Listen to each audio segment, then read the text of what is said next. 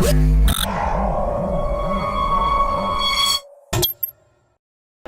everybody, I'm Christopher Green. This is AMTV Alternative Media Television. I am here with Luke. Really doesn't need an introduction.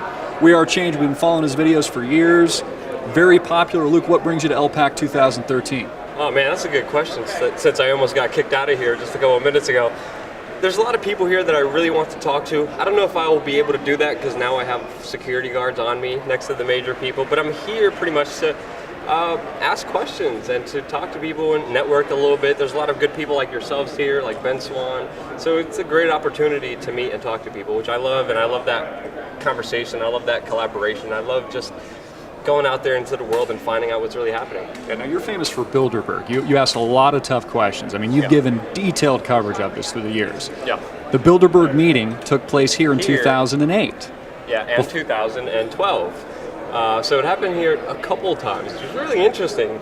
So it's just like kind of weird being in here for a Liberty event. There are some Liberty people, like the co-founder of PayPal, that also attend the Bilderberg meeting as well. So there is some kind of connection here as well.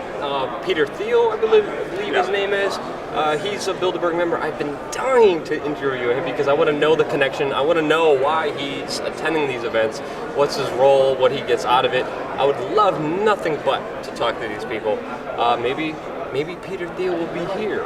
Maybe I'd be able to talk to him, which would be amazing and great, and I would love to do that because deep down, there's this big mystique, there's all this conspiracy theories, there's all these beliefs, but ultimately, it's not what you think, it's what you could prove. And the only way you can prove something is by taking this mic and shoving it in somebody's face and be like, what's going on? Yeah, and asking the tough questions. What's happening? Yeah, so what do you think that connection is? If he's the largest donor to the Ron Paul campaign, he's also a Bilderberg attendee. We're here at the hotel. Yeah, that the Bilderberg happened. 2 past years. What does that mean? I don't know. Now we're going into speculation. I never, ever, ever, ever want to get into speculation and my personal beliefs or my personal ideas, because that really doesn't matter. It doesn't matter what I think, it's what you can prove. And that's why I hope people are subscribing to our YouTube channels, because we don't put out theories out there. We don't put out my beliefs or my thoughts out there of what I think is happening, because ultimately that's only talk. It doesn't matter. What matters is what you can prove. So that's why I'm here also, to see what I can prove. And again, you see Theo, you let me know. It's a heartbeat. They call him, he's kind of like the PayPal godfather. Pretty much. So I don't know if that means he gives you an offer you can't refuse, or what the deal is. But I heard a lot of interesting things about him, to say the least. I mean, I heard people say really bad things about him. I heard people say really good things about him. But until I meet him, until I talk to him, then I'll be able to find out. If he's going to be scared, if he's going to be running away just because of a basic question, and I don't have to come at it in a rude way, I could come at it in a very respectful way, that tells a lot. And that to me is the power behind these confrontations, behind confronting people like Ben Bernanke, David Rockefeller, Lloyd Rakoff, John, all these other Bilderberg members that we confronted.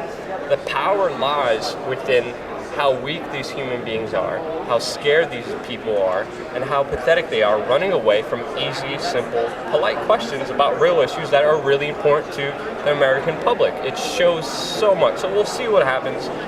It's ultimately the reaction that tells you everything. So you're based out in New York City. Yeah, Brooklyn, New York. A lot of people started picking you up around Occupy Wall Street. You got exclusive coverage of that. I mean, you really broke a lot of those stories all over the internet.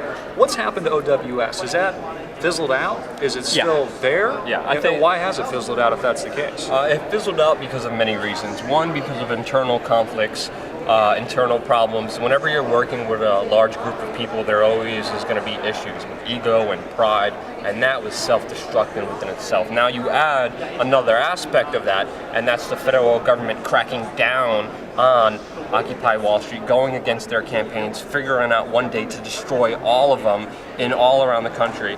You look at the FBI documents that talk about assassinating Occupy Wall Street leaders.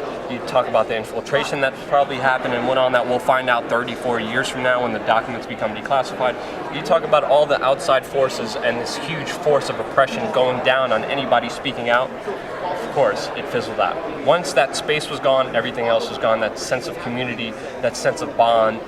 I went down there. I loved it down there because personally, I don't see myself as a from a particular ideology. I don't see myself as a Republican or Democrat or liberal or conservative or even libertarian. My thing is ask questions to find out the truth. What was beautiful about Occupy Wall Street, I don't have a particular ideology. I have problems with a lot of different ideologies, but I was able to sit and eat and sometimes even sleep because I was working so hard down there that I decided to sleep down there. I was able to do that with communists, with libertarians, with socialists, with Democrats and Republicans, with far right-wingers and far left-wingers and people from all different political spectrums. I was able to sit and eat with them and get to know them and have a conversation and a dialogue with them and decide what we agree upon. And that was extremely dangerous to the system. Now I know a lot of people out there were like, Occupy Wall Street's controlled. It's George Soros' run. I mean, Adam Kokesh was saying that, Mark Dice was saying that, Alex Jones was saying that. Me and David Icke were there like, hey, wait, listen. There's a potential here. There's something here that could maybe change something, but it didn't. What could happen? What could change? I mean, just think about it. When people come together from all different political spheres and not talk about what divides them, but talk about what brings them together, we realize that the top 1%, sorry, 0.0001% is screwing everybody else over, and they're dividing and conquering everybody else in the lower platforms. We're fighting amongst ourselves when we should be going after the root of the problem. That was slowly unwinding at Occupy Wall Street. That's extremely dangerous, and that's why the government used all the force, all the intelligence, all the spying apparatuses to go after them and to destroy them, and they have. So is that going to take a revolution to change things? And because I mean, we've seen how the OWS was snuffed out. Yeah. Whether or not you agreed with OWS or not, what does that mean? Ron Paul ran on a campaign of revolution, evolution. What needs to happen next, in your opinion? To me, people got to put their egos and pride aside. Stop putting your label, your political ideology out in front, and start acting like a human being and understanding that we all have a common goal. We all want to live in this world. We all want to be happy. We all don't want to be screwed over by the very top elite that don't give a damn about us. We shouldn't be fighting each other. Stop with that crap. Stop with that. I don't want to curse, but that bullshit. Exactly. Stop worrying about an armed revolution and start thinking about an evolution that can take place within yourself when you make decisions and moves within your own human potential to change things in your local community. Simple things, little things, buying local, not putting your money in big banks, creating a network of support of people who will be there for you. And there's so many more: organic farming, sustainable community. There's so many other more possibilities of us simply saying we're not going to participate in your system instead of just fighting the system. So that's why I don't call for a revolution. What I hope and I envision happening is an evolution of the human body and spirit into a potential that is really there to change anything and everything in this world. Yeah, I hope we're getting there. I sound like a preacher. I don't like this. This is cool. This is cool. Luke, We Are Change. Check him out if you haven't already on YouTube. Yeah. Any last words for our audience, Luke? No, thank you so much for watching. Thank you so much for all your work. Definitely subscribe. It helps me out so much. I love all the comments. I love interacting with you guys. I'm working by myself right now, so I could use all the help I could get. If you're in New York City and want to help me out, I could definitely use it. If you know anything that I should be talking about, let me know. But thank you for everything you guys are doing, being part of the Alternative Media Collective, and thank you for being out there and supporting us. Thank you, Luke. Really because without you, we're nothing. Today's retail politics, but these three events are the root of nearly every controversy this country suffers from today.